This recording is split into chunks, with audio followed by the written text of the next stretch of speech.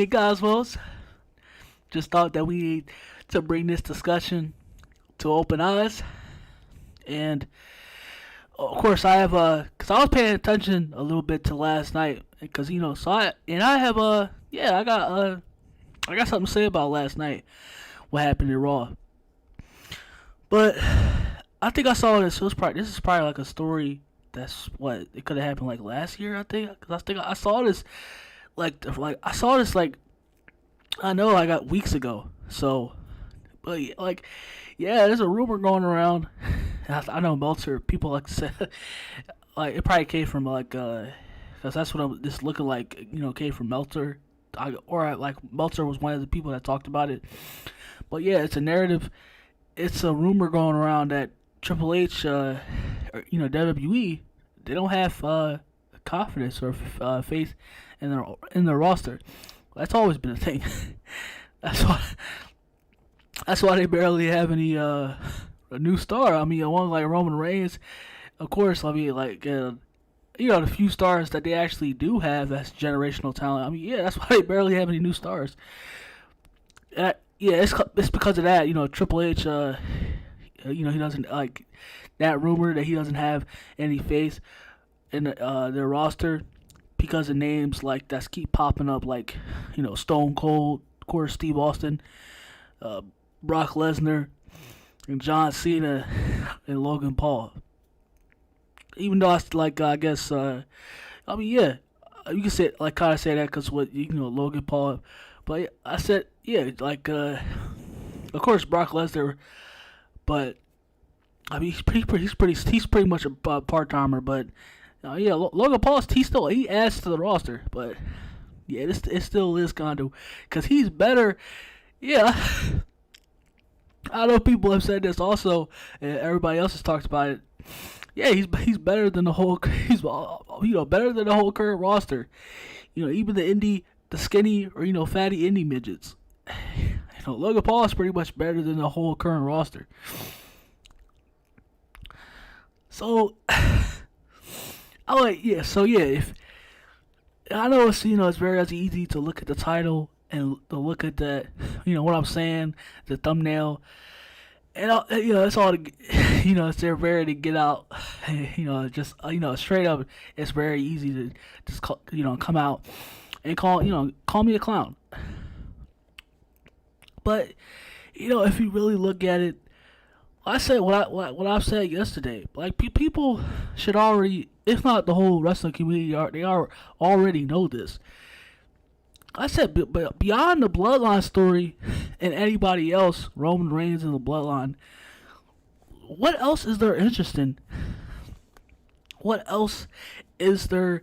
What else is there that has upon the level of entertainment that this Sami Zayn and Bloodline story has? What else is there? You can make a case, barely make a case to try to say that it's. Judgment Day, because Dom is actually kind of improving, even though many would probably agree. No, yeah, I actually think Dom is improving, and then you have Rhea Ripley, of course, too. She's also gaining some steam. So yeah, there are some good parts about Judgment Day. But besides that, there's shit else that anybody else cares about. I know I don't give a damn about anything else. Even with Bray Wyatt, it's coming. It's still being thought out. That plan is still being groomed, but nobody really gave a damn about LA Knight, and it was okay. But who the fuck gave about LA Knight and Bray Wyatt?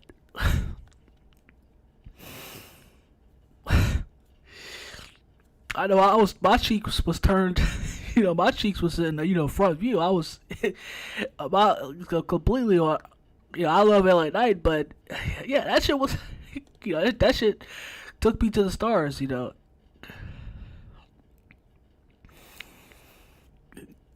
I gave my mom was completely, sleepy when it came to that when it comes to that feud or that story. Could care less. So yeah, it's like, but like, who else? And yeah, like I said, you know what's coming. Like I said, Cody Rhodes, what is, getting to the rest on the road, WrestleMania. Cody Rhodes, yeah, when he wins those titles, when he gets those titles, I mean, yeah, I know people, of course, most people don't like, but of course, it's the IWC. You shouldn't take people with, especially with Twitter, with those little like people, because people like to believe they're very smart on Twitter, but yeah, Cody Rhodes once he lose those, Cody Rhodes once he's win those titles, and yeah, I do also, yeah, when you think about it, I thought, but yeah, so when he wins those titles,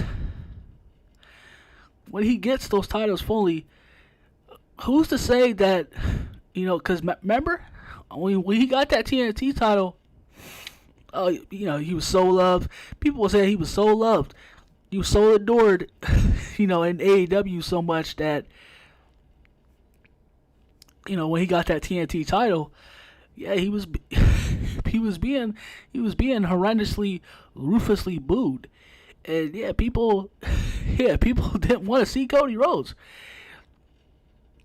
That forced baby face, all that shit. Him trying to be this baby face that really like is trying to get he's trying to get the crowd around. It's like it's not happening. No.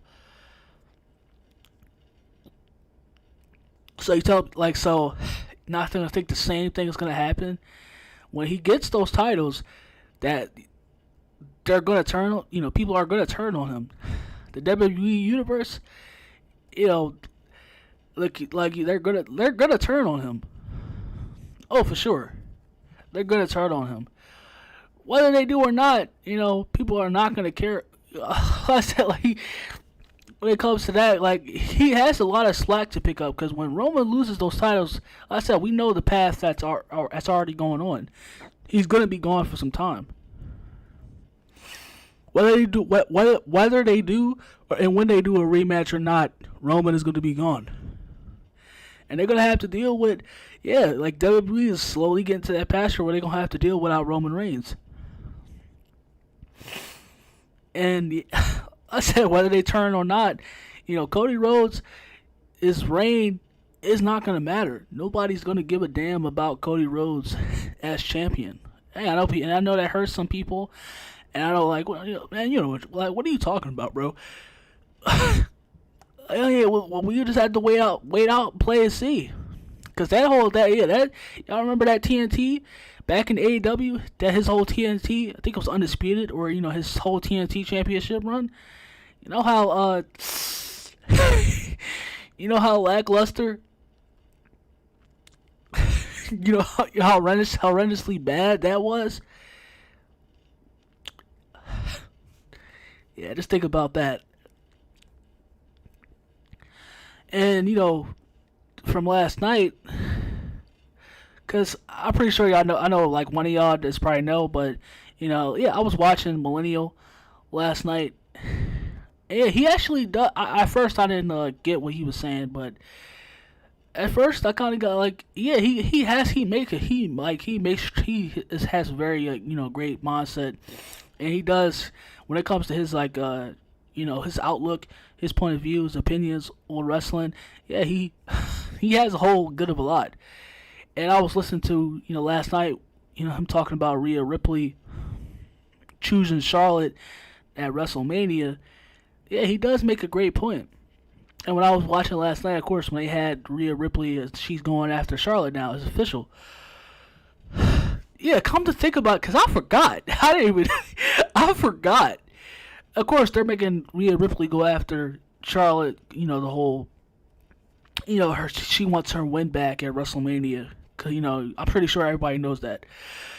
But when it comes to, that particular one that everybody knows about, when Rhea Ripley lost at WrestleMania because, her NXT championship and Charlotte got it, that whole shit was retarded. It's ridiculous. But yeah, it's like, if y'all forgot, because that shit was forgettable. If y'all forgot, yeah, they had, like, plenty of other matches they had a lot of other matches before. And I was like, I was really thinking, just like today, I was like really thinking last night, and it's yeah, it was like, Millennial does. I was like, yeah, Millennial does make a great point, and I was like thinking to myself, I was like, when it comes to Rhea Ripley and Charlotte, who really wants to see Charlotte and Rhea Ripley at WrestleMania? Yeah, yeah, because I was expecting her to choose Bianca Belair. I mean, they are on Raw, and Bianca, and I know Rhea Ripley, yeah, does have, because that's the Royal Rumble. It's always been like that. She can choose whoever she wants, but of course they were going to use that to automatically, because I know from this Triple H, they want them to be champion. He wants them to be both to be champion. But it's not like you could have Bianca Belair go down the line, go to SmackDown, go back to SmackDown, or go back to SmackDown too. Because I don't know, her time pretty much is on Raw is done. I feel like she can have some good. I feel like she can do some great stuff, and she can have some notable battles with Charlotte and who else? Yeah, I feel like she can really, like some people on there that she can really, I don't know, there's not really anybody, when it comes to women, that's on there, so, but, yeah, I feel like Bianca, she could just, it's not like she can have, her go over Charlotte and have Bianca as SmackDown Women's Champion, but, yeah, it's like, it's like, that's a very iconic, on paper, too, that looks really fucking good, if you look at it. Bianca Belair versus Rhea Ripley, yeah, that does scream perfect. That is a match. Yeah, that is a match. I don't think we ever, besides in NXT, them coming up as stars, of course, it's happened before. But this match right here, they're on the main roster. They're in different versions of themselves. Like they're top dogs on like Raw. So it's like on the main roster. So why not do this match? Who wants to see Rhea Ripley and Charlotte again? They've had plenty of matches before. Who wants to see that match? Like, who wants to see, what? Because Rhea Ripley lost her NXT championship? Who cares? Who gives a fuck? You could have did that one down the line, like. So, yeah, thinking about it, they actually, wow, we could have really got Rhea Ripley and Bianca Belair. It's like, why would y'all want to do? And of course, obviously, it does sound like it does when you sound like a Vince McMahon decision. It was like he came to Hunter and was like, come on, Hunter. Charlotte has to. That's the best possible decision. This is the decision. Yeah. Charlotte and Rhea is going to tear down the house, buddy. This is the best decision. Yeah, it's like, so, it's obvious why they did this. Because people think they want, they want Charlotte, whether it's just another match that they want to see. I think, it's obviously that they want Rhea Ripley, and because after this, I pretty much, when Rhea wins, I feel like, because this does seem a little bit, it does got me, looking around, thinking whoa. I mean, I know they are, but it's like, are they really gonna go beyond? Are they really gonna stay to the past and keep on when it comes to Kevin Owens and Sami Zayn against the Usos? What if they change that shit up?